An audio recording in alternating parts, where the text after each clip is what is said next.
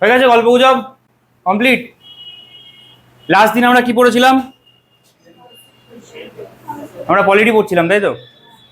যা অনেকটা মনে আছে যে আমরা পলিটি পড়ছিলাম। কেউ আজকে ফার্স্ট ক্লাসে এসছে এরকম আছো?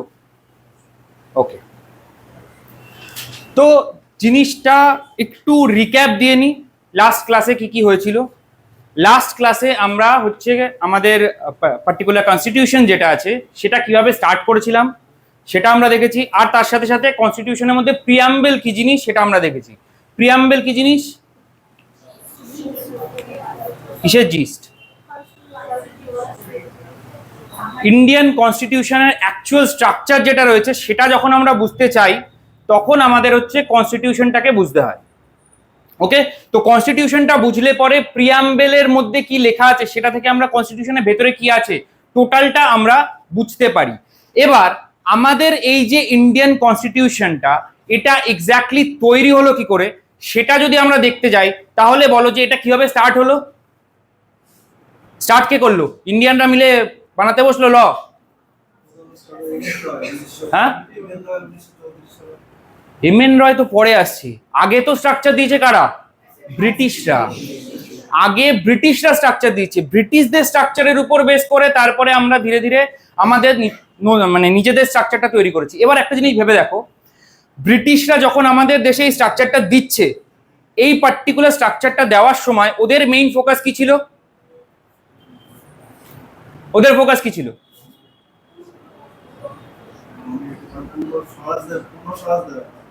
পূর্ণ স্বরাজ।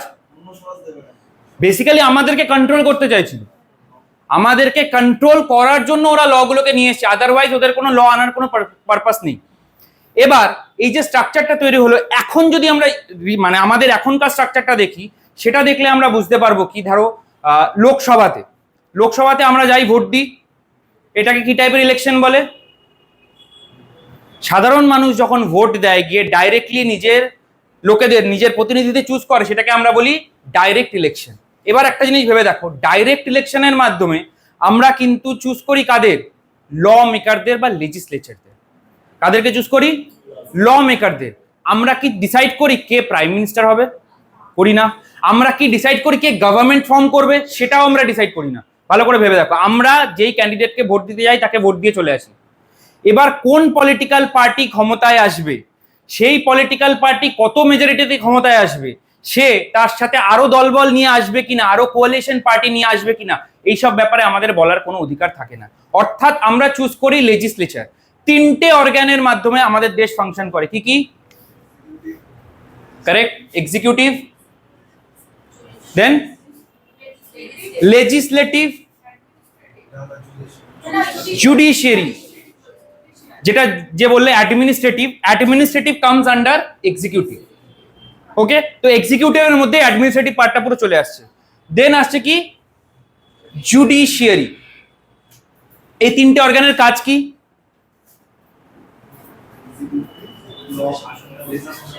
হ্যাঁ, নো, লেজিসলেচারের কাজ ওটা। আইন বানানো কার কাজ? লেজিসলেচারের কাজ। ওকে, তাদেরকে কি করার কাজ? মেনটেন বা এক্সিকিউট করানোর কাজ। একটা ল আমি বানিয়ে দিলাম, একটা অ্যাক্ট আমি বানিয়ে দিলাম, বাট বানিয়ে দেওয়ার পর সেটা আদৌ কাজে লাগবে কিনা, আদৌ সেটা প্রপারলি ফাংশন করবে কিনা, সেটা দেখার কাজ কাদের? এক্সিকিউটিভদের। এই এক্সিকিউটিভদের মধ্যে কারা আসছে? মিনিস্টাররা আসছে, আইএএস অফিসাররা আসছে, আইপিএস অফিসাররা আসছে, এরা সবাই হচ্ছে এক্সিকিউটিভের পার্ট। এবার ধরো ভুলভাল কিছু ল বানানো হলো, বা লটা ঠিকঠাকই বানানো হলো, এক্সিকিউশনের সময় ভুলভাল কিছু কাজবাজ করা হলো, তখন সেটা দেখবে কে? জুডিশিয়ারি। এই ফাংশনগুলো আমাদেরকে আগে বুঝতে হবে। তো আমরা কাদেরকে চুজ করি? আমরা এক্সিকিউটিভ চুজ করি না লেজিসলেচার চুজ করি? জুডিশিয়ারির ক্ষেত্রে কিন্তু আমরা কিছু বলারই অধিকার থাকে না, আমরা লেজিসলেচার চুজ করি। ওকে, লেজিসলেচার চুজ করলাম, কাজ শেষ আমাদের। এরপর এই লেজিসলেচার চুজ করার পর এক্সিকিউটিভ কারা হবে আমরা জানি না, মানে আমরা লেজিসলেচার চুজ করে দিই যারা তাদের মধ্যে থেকে কেউ কেউ এক্সিকিউটিভ ফাংশনও পারফর্ম করে।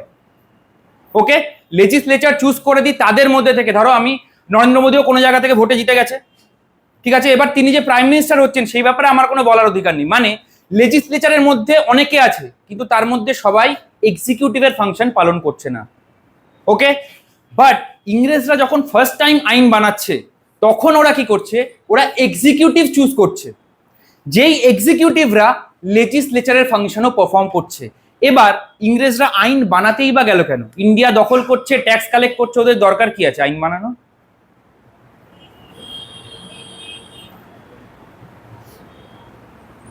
ইন্ডিয়ার জায়গা দখল করছে এক এক করে, সেখানে ট্যাক্স কালেক্ট করছে, পয়সা রোজগার করছে, তাহলে ওদের আইন বানানোর দরকার কি আছে? আর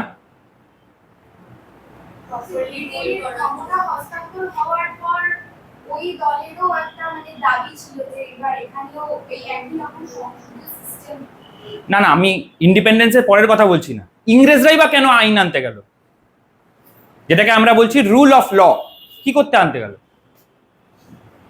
মানে দেখো, ল যে আনা হচ্ছে বা চেঞ্জেস যে আনা হচ্ছে, তার মানে কিছু না কিছু পারপাস রয়েছে। এমনি এমনি কেউ ল আনে না। পারপাসটা কি? পারপাসটা হচ্ছে ঘাপলা বা করাপশন। ওকে, তো ফার্স্ট ব্রিটিশরা যখন আইন আনছে, দেখো এটা আমরা স্ট্রাকচার ওয়াইজ দেখবো, তো ওয়ান বাই ওয়ান আমরা স্ট্রাকচার ওয়াইজ পরে দেখছি। স্ট্রাকচার ওয়াইজ আমরা যখন দেখব, তখন ফার্স্ট দেখবো হচ্ছে আমরা রেগুলেটিং অ্যাক্ট অফ 1773। বাড়িতে সবার ফ্যান আছে, কখনো যদি বেশি গরম লাগে আমরা কি করি? স্পিড বাড়িয়ে দিই, রেগুলেট করি। যদি ঠান্ডা লাগে আবার কমিয়ে দিই। অর্থাৎ এটাকেই বলছি হচ্ছে রেগুলেশন বা রেগুলেট করা। নাও রেগুলেট করার দরকারটা কেন পড়লো? বাই 1770s, 1770 সাল আসতে আসতে ব্রিটিশ ইস্ট ইন্ডিয়া কোম্পানি ভারতবর্ষে অনেকগুলো জায়গা দখল করে নিয়েছে, সেখান থেকে ট্যাক্স কালেকশনও করছে। ওয়্যারঅ্যাজ বলছে গিয়ে ইস্ট ইন্ডিয়া কোম্পানি যে আমাদের কাছে পয়সা নেই, ব্রিটিশ গভর্নমেন্টের কাছে গিয়ে, ইংল্যান্ডে যে ব্রিটিশ গভর্নমেন্ট আছে তার কাছে গিয়ে বলছে আমাদের কাছে পয়সা নেই। ব্রিটিশ গভর্নমেন্ট বলছে এটা কি করে হলো? ওরা ট্যাক্স কালেক্ট করছে, প্রোডাক্ট সেল করছে, সবকিছু করছে, তা সত্ত্বেও ওরা পয়সা কেন চাচ্ছে? ওরা বলল আইদার আমাদেরকে 1 মিলিয়ন পাউন্ডস এখনই ট্রান্সফার করুন, এখনই টাকাটা দিন, আদারওয়াইজ আমরা বিজনেস রান করতে পারবো না। এরকম একটা সিচুয়েশনে ফেলে দিল। তো ব্রিটিশ গভর্নমেন্ট বলল ঠিক আছে, টাকা যখন আমরা দেব তাহলে কন্ট্রোলও আমরাই করব। তার জন্য ইস্ট ইন্ডিয়া কোম্পানিকে কন্ট্রোল এবং রেগুলেট করার জন্য নিয়ে আসা হলো রেগুলেটিং অ্যাক্ট অফ 1773। মানে কি করা হলো? অ্যান্সারেবিলিটি আনা হলো। কেন করা হলো এটা? কারণ ইস্ট ইন্ডিয়া কোম্পানির পয়সা রোজগার করার কথা, পয়সা রোজগার করছে ইস্ট ইন্ডিয়া কোম্পানির অফিসাররা বিভিন্ন রকম করাপশন এবং ঘাপলার মাধ্যমে। ওকে, তো ইস্ট ইন্ডিয়া কোম্পানিকে কন্ট্রোল এবং রেগুলেট করার জন্য আনা হলো রেগুলেটিং অ্যাক্ট অফ 1773। এটাকে আমরা ইস্ট ইন্ডিয়া কোম্পানি অ্যাক্ট বা চার্টার অ্যাক্টও বলে থাকি। নাও চার্টার অ্যাক্টটা কি জিনিস? যখন ইস্ট ইন্ডিয়া কোম্পানি 1600 খ্রিস্টাব্দে তৈরি হলো এবং তাদেরকে বলা হলো তারা ইন্ডিয়াতে এসে ব্যবসা করতে পারে, ইস্ট ইন্ডিয়া কোম্পানি ইন্ডিয়াতে এসে ব্যবসা করতে পারে, এবং ওদেরকে মনোপলি দেওয়া হলো, মানে ব্রিটেন থেকে শুধুমাত্র ইস্ট ইন্ডিয়া কোম্পানি এসেই বিজনেস করবে। যখন এই জিনিসটা তৈরি করা হলো, তখন যেটা দেওয়া হলো ওদের হাতে একটা এরকম ফর্দ টাইপের দেওয়া হলো যে এই জিনিস তোমরা করতে পারবে, এই জিনিস অ্যালাউড। এটাকেই আমরা বলছি চার্টার অ্যাক্ট। এবং বলা হলো কি প্রত্যেক 20 বছরে এটাকে আমরা চেঞ্জ করতে পারি বা রিভাইজ করতে পারি। তাহলে এটাকে আমরা চার্টার অ্যাক্টও বলতে পারি। তো চার্টার অ্যাক্ট কত বছর বাদে বাদে আসবে? 20 বছর বাদে বাদে আসবে। আর রেগুলেটিং অ্যাক্ট কি ফার্স্ট টাইম আনা হলো 1773-তে, যাতে ইস্ট ইন্ডিয়া কোম্পানিকে কন্ট্রোল অ্যান্ড রেগুলেট করা যায়। এবার কন্ট্রোল এবং রেগুলেট করতে গেলে পরে কাউকে একটাকে মাথা হিসাবে ধরতে হবে না যে এই ঘাপলাটা কেন হলো, এই জায়গা থেকে আমার এত টাকা ট্যাক্স আসার কথা ছিল, সাপোজ 1 কোটি টাকা ট্যাক্স আসার কথা ছিল, আমার 80 লাখ টাকা আসলো, কেন আসলো জিজ্ঞেস করতে পারবে। এই অ্যান্সারেবিলিটি তৈরি করার জন্য গভর্নর অফ বেঙ্গলকে বানিয়ে দেওয়া হলো গভর্নর জেনারেল অফ বেঙ্গল। পারপাসটা বোঝো। ইন্ডিয়াতে 3টে ওদের মেইন সেন্টার ছিল, একটা বোম্বে, একটা মাদ্রাস, আর একটা কলকাতা বা বেঙ্গল। 3টে ওদের মেইন লোকেশন ছিল। এই 3টে লোকেশনের মধ্যে থেকে একটা লোকেশন যেখানে ওদের প্রচুর কন্ট্রোল ছিল এবং সেই জায়গা থেকে প্রচুর রেভিনিউ আসতো, সেই জায়গার যে গভর্নর, 3টে জায়গা 3টে আলাদা আলাদা গভর্নর ছিল, বেঙ্গলের যে গভর্নর তাকে এক্সট্রা পাওয়ার দিয়ে বানিয়ে দেওয়া হলো গভর্নর জেনারেল অফ বেঙ্গল। কেন না, ও হয়ে গেল অ্যান্সারেবল, যে পুরো ইন্ডিয়া থেকে যে রেভিনিউ আসবে, যেই টাকা খরচা করা হবে, কোন খাতে কেন খরচা করা হলো, সবকিছুর দায়িত্ব দিয়ে দেওয়া হলো এই গভর্নর জেনারেল অফ বেঙ্গলকে। বোঝা গেল? তাহলে রেগুলেটিং অ্যাক্ট অফ 1773 এর মাধ্যমে গভর্নর অফ বেঙ্গল হয়ে গেল governor general of Bengal. First governor general of Bengal হচ্ছে কে? Warren Hastings. এগুলো কিন্তু এক্সামে বহুবার আসে, কোন অ্যাক্টের মাধ্যমে করা হয়েছে বা কে হয়েছিল first governor general of Bengal. Next, এবার গভর্নর জেনারেল অফ বেঙ্গল দেওয়া হলো তাকে একটা পোস্ট, তার সাথে ওই ফাংশনগুলো পারফর্ম করার জন্য একজনের হাতেই যদি সব দায়িত্ব থাকে, এবার নিচে কাউকে ঘাপলা করতে দেবে না, ওই সব ঘাপলা করে চলে গেল। এরকম সিচুয়েশন যাতে ক্রিয়েট না হয়, ওকে একটা এক্সিকিউটিভ কাউন্সিলও দেওয়া হলো। এক্সিকিউটিভ কাউন্সিল, ওকে লেজিসলেটিভ কাউন্সিল নয়। এই যে একটা 4 মেম্বারের এক্সিকিউটিভ কাউন্সিল দেওয়া হলো, এটাকে বলা হতো কোর্ট অফ ডিরেক্টরস। এই কোর্ট অফ ডিরেক্টরস লেজিসলেচারের ফাংশনও পারফর্ম করত। ব্যাপারটা বোঝেন, এক্সিকিউটিভ দেওয়া হলো যারা লেজিসলেচারের ফাংশনও করছে, মানে ল মেকিং এর কাজও করবে। ওকে, ইন্ডিয়াতে বর্তমানে কি রয়েছে? লেজিসলেচার যাদের মধ্যে থেকে কেউ কেউ এক্সিকিউটিভ ফাংশনও পারফর্ম করে, অর্থাৎ যা ছিল পুরো 180 ডিগ্রি ঘুরে গেল। এবার এই 180 ডিগ্রি যে ঘুরলো, সেটা কিভাবে ধাপে ধাপে হয়েছে সেটা আমরা দেখব। ওকে, আরেকটা জিনিস কি বললাম, ওদের প্রচুর ঘাপলা ছিল। তো ঘাপলা কি করে হতো? ইস্ট ইন্ডিয়া কোম্পানির ঘাপলা করার প্রসেসটা এরকম ছিল। ইস্ট ইন্ডিয়া কোম্পানির অফিসাররা, দেখো, ইন্ডিয়া থেকে ওরা প্রোডাক্ট নিয়ে ওদের দেশে নিয়ে গিয়ে বিক্রি করতো, ঠিক আছে? যেই টাকা এক্সট্রা আসলো সেটা প্রফিট, এই স্ট্রাকচারে ওরা খেলতো। এবার এই জিনিসটা ভেবে দেখো, যখন এই ইস্ট ইন্ডিয়া কোম্পানির অফিসাররা নিজেরাই প্রোডাক্টটা কিনছে, ঠিক আছে, ইস্ট ইন্ডিয়া কোম্পানি যখন জাহাজে পাঠাচ্ছে তখন নিজেদের জিনিসপত্র বলে নিয়ে যাচ্ছে, ওটাকে নিয়ে গিয়ে ইউরোপে বিক্রি করছে। প্রফিট কে করবে? অফিসাররা প্রফিট করবে, ইস্ট ইন্ডিয়া কোম্পানি প্রফিট করবে না। বুঝতে পারলে? এই জন্য ওরা বললো প্রাইভেট ট্রেড পুরোপুরি বন্ধ। এত নিয়ম কানুন বানিয়ে দিল। নিয়ম কানুন বানিয়ে দিলেই তো হলো না, কাউকে দেখতেও তো হবে। তার জন্য তৈরি করলো first supreme court in Calcutta. 1784 খ্রিস্টাব্দে ফার্স্ট টাইম এই রেগুলেটিং অ্যাক্ট অফ 1773 এর বেসিসেই তৈরি হলো সুপ্রিম কোর্ট অ্যাট ক্যালকাটা। বোঝা গেল জিনিসটা? স্টেপ বাই স্টেপ কি করে ধাপে ধাপে দেখো, জুডিশিয়ারিও চলে আসলো, এক্সিকিউটিভ বানানো হলো, এবং এক্সিকিউটিভের সাথে এই এক্সিকিউটিভদের এক্সট্রা একটা ফাংশনও দিয়ে দেওয়া হলো, কি? লেজিসলেচার। এবার একটা জিনিস বোঝো, এই যে মাদ্রাস, এই বোম্বে বা মাদ্রাস, এরা কিন্তু আইন বানাতে পারবে না। এদের কাজ কি হবে? শুধু এক্সিকিউট করানো। এখানের যে গভর্নর আছে সে শুধু কাজ করাবে, আর এইখানের যে কাজ সেটা হচ্ছে এক্সিকিউট করানো তো আছেই, তার সাথে সাথে আইন বানাবেও এরা। এই স্ট্রাকচার ফার্স্ট টাইম ইন্ডিয়াতে নিয়ে আসলো, যেটাকে আমরা বলি রুল অফ ল। ল এর মাধ্যমে চলবে। ওকে, তাহলে ফার্স্ট আনা হলো regulating act of 1773 east India কোম্পানির অফিসারদেরকে কন্ট্রোল করার জন্য। তাহলে অফিসাররা কন্ট্রোলে চলে আসলো? আসবে। ওদেরকে কন্ট্রোল করা অত সহজ নয়। কি করা হলো? একজনের জায়গায় এক্সট্রা আরো 4 জন অ্যাড করা হলো, সবাই মিলে ঘাপলা শুরু করলো। তো বললো এমন কিছু একটা করতে হবে যাতে বিজনেসে সবাই ইনভলভ থাকবে না। কেউ কেউ ধরো অ্যাডমিনিস্ট্রেশন দেখবে, কেউ কেউ ধরো বিজনেস দেখবে। যারা বিজনেস দেখবে তারা ঘাপলা করার চেষ্টা করবে, এবার যারা অ্যাডমিনিস্ট্রেশন দেখবে তারা সেখান থেকে পয়সা পাবে না, এবার ওরা ইনফর্ম করে দেবে। অর্থাৎ নিয়ে আসবে কি, দুটো পার্টি জিনিসটাকে ভাগ করে দেওয়ার চেষ্টা করবে। দেখো, পরের একটা কবে আসার কথা? 1793 তে আসার কথা, তাই তো? 20 বছর বাদে 1793 তে আসার কথা। বাট পরের একটা ওরা আনতে বাধ্য হচ্ছে 1784 যেটাকে আমরা বলছি কি, পিটস ইন্ডিয়া অ্যাক্ট। ওকে, এবার দেখো, কোর্ট অফ ডিরেক্টরস অলরেডি ছিল। কোয়েশ্চেন আসবে, কোন অ্যাক্টের মাধ্যমে কোর্ট অফ ডিরেক্টরস এর পোস্টটা ক্রিয়েট করা হয়েছে? কোন অ্যাক্টের মাধ্যমে?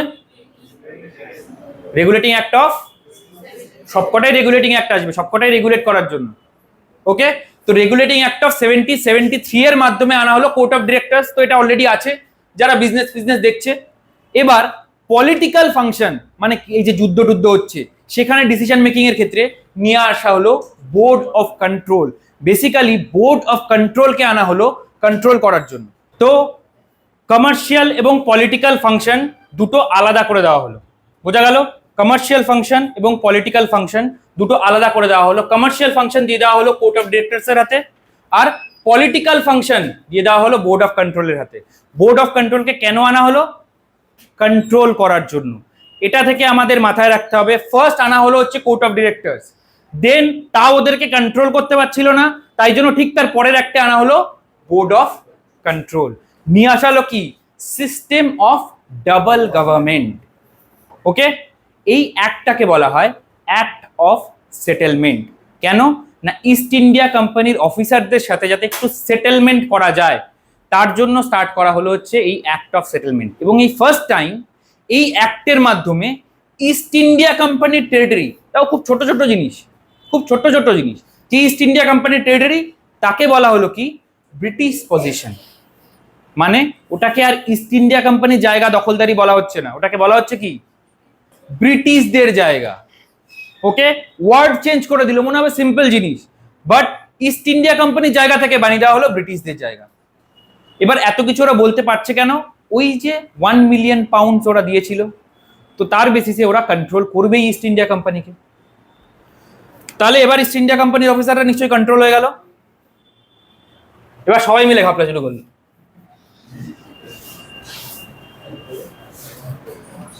এর পরের যে একটা আসবে, অ্যাক্ট অফ 1793, আমাদের পলিটি পার্সপেক্টিভে সেরকম কিছু চেঞ্জেস আনতে পারেনি ওরা। নেক্সট আসবে হচ্ছে 1813। 1813টা কিসের জন্য? এটা মেইনলি হচ্ছে এডুকেশনাল রিফর্ম। এবার এডুকেশনাল রিফর্ম ব্রিটিশরা আনতে কেন চেয়েছিল ইন্ডিয়াতে? তার আগে তো ভাবেনি 1800 সালের আগে। হ্যাঁ, শুধু ক্লার্ক? দু তিনটে পারপাস আছে। ফার্স্ট পারপাস হচ্ছে এই টাইম আস্তে আস্তে ওদের আর ইন্ডিয়ার প্রোডাক্টের দরকার নেই, ওরা ইন্ডিয়া থেকে পয়সা কামিয়ে প্রচুর টাকা রোজগার করে নিয়েছে, এবার সেই টাকাকে কাজে লাগিয়ে ওরা কারখানা তৈরি করবে ওদের দেশে। অর্থাৎ ওদের দেশে আসবে কি ইন্ডাস্ট্রিয়াল রেভলিউশন বা শিল্প বিপ্লব। এবার শিল্প বিপ্লব আসলো, 1 ঘন্টায় 10টা জামা তৈরি হচ্ছিল, 1 ঘন্টায় 1000টা জামা তৈরি করবে। অর্থাৎ মেকিং কস্ট কমে গেল, জিনিসের দাম কমে গেল ওদের কাছে। এবার সেই জিনিসগুলো ওরা বেচতে আসবে কোথায়? ইন্ডিয়াতে। ইন্ডিয়ার লোক পরবে ওগুলো? ওদের শার্ট ওদের প্যান্ট পরবে ইন্ডিয়ার লোক? ধুতি লুঙ্গি পরে আমরা কমফোর্টেবল, তখন কেন পরতে হবে? তো সেই জায়গায় করতে হবে কি, তাহলে ইন্ডিয়ানদেরকে এডুকেট করতে হবে, কিছু লোককে আমাদের মতন বানিয়ে দিতে হবে যাদেরকে দেখে বাকিরা ফলো করবে। তার জন্য 1800 খ্রিস্টাব্দের পর থেকে আমরা দেখবো ওরা এডুকেশনে অনেক কিছু চেঞ্জেস আনার চেষ্টা করবে, তার আগে ভাববে না। সেকেন্ড পারপাস যেটা ও বললো সেটা হচ্ছে যে ব্রিটিশদের জন্য যে ক্ল্যারিক্যাল পোস্টের যে কাজগুলো সেগুলো করার জন্য ওরা ব্রিটেন থেকে লোক আনছিল। এবার যেই টাকা ওখানে দিচ্ছে, যেই টাকা ওখানে দিচ্ছে এবং সেই টাকা অনুযায়ী যে সার্ভিস ওরা পাচ্ছে, তার থেকে 4 ভাগ 5 ভাগ টাকায় ওরা ইন্ডিয়ানদেরকে দিয়ে সেম লোয়ার লেভেলের কাজগুলো করিয়ে নেবে। এই দুটো কারণে 1813-তে আনলো বেশ কিছু এডুকেশনাল রিফর্ম। ঠিক আছে, বলা হলো প্রত্যেক বছর 1 লাখ টাকা করে ইন্ডিয়ায় ইংলিশ এডুকেশনের জন্য ওরা খরচা করবে। ওকে, তো 1813 গেল, ইস্ট ইন্ডিয়া কোম্পানি অনেক কন্ট্রোল করার চেষ্টা করেছে ইস্ট ইন্ডিয়া কোম্পানিকে, পারলো না। তারপরে 1833-এ এসে বুঝলো যে আসল ঘাপলাটা অন্য জায়গায়। আসল ঘাপলাটা কোন জায়গায়? তখন একটা কলেজ ছিল, যে কলেজটার নাম হচ্ছে হ্যালিবেরি। কি নাম? হ্যালিবেরি। ওকে, এই হ্যালিবেরি কলেজে যদি কাউকে ভর্তি হতে হতো তাহলে কোর্ট অফ ডিরেক্টরস বা বোর্ড অফ কন্ট্রোলের থেকে কারোর রেকমেন্ডেশন লাগবে। ঠিক আছে, ওই তখন থেকে চলছে court of directors, board of control, এদের রেকমেন্ডেশন লাগবে। তো হ্যালিবেরি কলেজ থেকে পাস আউট হওয়ার সুবিধা কি? হ্যালিবেরি কলেজ থেকে যে কেউ পাস আউট হয় তাহলে সে অটোমেটিক্যালি হয়ে যাবে আইসিএস, অর্থাৎ ইন্ডিয়ান সিভিল সার্ভিসের অফিসার। কলেজে ঢোকো, কলেজ থেকে পাস করো, ডাইরেক্টলি ইন্ডিয়ান সিভিল সার্ভেন্ট। ঠিক আছে, এটাকে বলা হতো হ্যালিবেরিস পেট্রোনাজ সিস্টেম। এবার সিস্টেমটা বোঝো, যে কলেজে ঢুকছে সে পাস আউট হচ্ছে, সে অটোমেটিক্যালি সিভিল সার্ভিস অফিসার হয়ে যাচ্ছে। বুঝতে পারলে জিনিসটা? এবার সিভিল সার্ভিস অফিসার হওয়ার পর এবার একটা জিনিস ভাবো, রেকমেন্ডেশন কারা দেবে? ওই বোর্ড অফ কন্ট্রোল আর কোর্ট অফ ডিরেক্টরস, এরা রেকমেন্ডেশন দেবে। এরা রেকমেন্ডেশন দিচ্ছে কাদের? আমাদের বর্তমান সমাজে একটা খুব প্রচলিত কথা আছে যেটাকে আমরা বলি নেপোটিজম। নিজেদের রিলেটিভদের, নিজের ফ্যামিলি মেম্বারদের, এদেরকেই ঢুকাচ্ছে হ্যালিবেরি কলেজে, তারাই পাস আউট হচ্ছে, তারা ইন্ডিয়ান সিভিল সার্ভিস অফিসার হচ্ছে ব্রিটেন থেকে, এবং ওরা যখন যাচ্ছে রিটায়ারমেন্ট করে তখন এদেরকে ঘাপলা করা শিখিয়ে দিয়ে যাচ্ছে। দেখ বাবা, এইভাবে এইভাবে আমি ঘাপলা করেছি, তুইও চাইলে এইভাবে এইভাবে ঘাপলা করবি। সুন্দর করে ঘাপলা করা শিখিয়ে দিয়ে যাচ্ছে। এবার দেখলো এইখানটা একটা বিশাল বড় মেজর প্রবলেম এটা। তাহলে এই জিনিসটাই যদি বন্ধ করে দেওয়া হয়, এই জিনিসটা বন্ধ করতে গেলে পরে কি করতে হবে? এখানে করতে হবে, এটাই ঢোকার জন্য করতে হবে ওপেন কম্পিটিশন, অর্থাৎ এক্সাম। কোথার থেকে? ইউপিএসসির বেস তৈরি হচ্ছে, বুঝতে পারছো? ইউপিএসসি এক্সামে এই এক্সাম সিস্টেম ওরা আনতে চাইলো, বললো ওপেন কম্পিটিশন হবে, যারা যারা পাশ করবে তারা তারা ইন্ডিয়ান সিভিল সার্ভিস অফিসার হবে। ওরা বলবে আর অফিসাররা মেনে নেবে? লার্জ স্কেলে ঘাপলা শুরু হলো, তার সাথে সাথে ঝামেলা করা শুরু করলো, বলছে আমরা এটা কিছুতেই হতে দেবো না। তো 1833-এ চেষ্টা করেছিল ওপেন কম্পিটিশন আনার, বাট আনতে পারেনি, ঠিক আছে? বাট আরেকটা জিনিস যেটা করলো সেটা হচ্ছে ওদের ওই যে সেন্ট্রালাইজেশন স্টার্ট করেছিল না, যে বেঙ্গল সব জায়গা কন্ট্রোল করবে, মাদ্রাস হোক বা বোম্বে হোক কন্ট্রোল করবে বেঙ্গল। তো বেঙ্গলে ছিল কি গভর্নর জেনারেল অফ বেঙ্গল। ওদের মতে এবার 1833 আস্তে আস্তে অনেক জায়গা দখল হয়ে গেছে। 1833 আস্তে আস্তে ওদের তখন মাইসোর দখল হয়ে গেছে, বেঙ্গলের পরে মাইসোর নতুন একটা জায়গা দখল হয়ে গেছে, মারাঠাদের সাম্রাজ্য দখল হয়ে গেছে, আরো বেশ কিছু ছোটখাটো জায়গা ওরা দখল করে নিয়েছে এতদিন আস্তে আস্তে। এবার শুধুমাত্র গভর্নর জেনারেল অফ বেঙ্গলকে দিয়ে এই পুরো জায়গাটা মানে কন্ট্রোল করানোটা ওদের উচিত মনে হলো না। ওরা বানিয়ে দিল গভর্নর জেনারেল অফ বেঙ্গলকে গভর্নর জেনারেল অফ ইন্ডিয়া। এবং এই যে governor general of India first time হচ্ছে, সেটা কে হচ্ছে? বেন্টিং। এইগুলো থেকে কিন্তু কোয়েশ্চেন আসে। তো first governor general of Bengal কে ছিল? ওয়ারেন হেস্টিংস, আমরা একটু আগে দেখলাম। First governor general of India কে হচ্ছে? Lord William Bentinck. এই জিনিসগুলোকে আমাদের বুঝতে হবে। এবার 1833 আস্তে আস্তে ইস্ট ইন্ডিয়া কোম্পানিকে আর কমার্শিয়াল বডি হিসেবে রাখলো না, একটা অ্যাডমিনিস্ট্রেটিভ বডি বানিয়ে দিল। এবার বলবে কেন? ইস্ট ইন্ডিয়া কোম্পানির মেইন ব্যবসাটা কি ছিল? ব্যবসাটা কিরকম টাইপের ব্যবসা ছিল? এখান থেকে নিয়ে যাবে, ওখানে সেল করবে, এটাই ওদের ব্যবসা ছিল। তো এবার ওদের দেশে কি আসলো? শিল্প বিপ্লব। এবার ওদের দেশের প্রোডাক্ট নিয়ে এই দেশে বিক্রি করবে, তার জন্য ইস্ট ইন্ডিয়া কোম্পানির দরকার নেই। অর্থাৎ ইস্ট ইন্ডিয়া কোম্পানিকে একটা অ্যাডমিনিস্ট্রেটিভ বডি বানিয়ে রেখে দিল। আর কি বললো? ওপেন কম্পিটিশন আমরা স্টার্ট করব। চেষ্টা করলো, করতে পারলো না। তো পরের অ্যাক্ট কবে আসবে? 53-তে। আলটিমেটলি 53-তে গিয়ে হচ্ছে এই জিনিসটা ওরা স্টার্ট করতে পারলো।